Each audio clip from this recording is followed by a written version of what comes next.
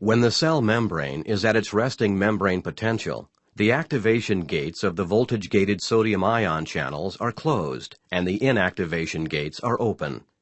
Voltage-gated potassium-ion channels are closed.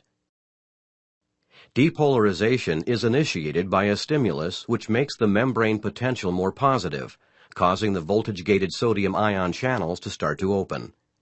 As threshold is reached, many sodium channels open.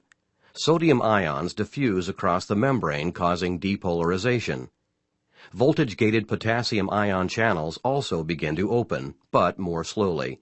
Therefore, depolarization occurs because more sodium ions diffuse into the cell than potassium ions diffuse out of it.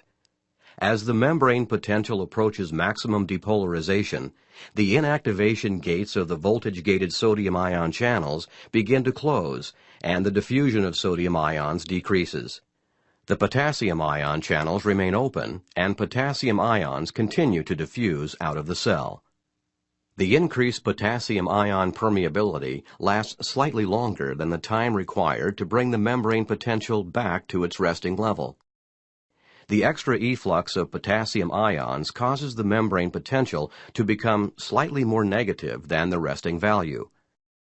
After the voltage-gated potassium ion channels close, the active transport of sodium and potassium ions reestablishes the resting membrane potential.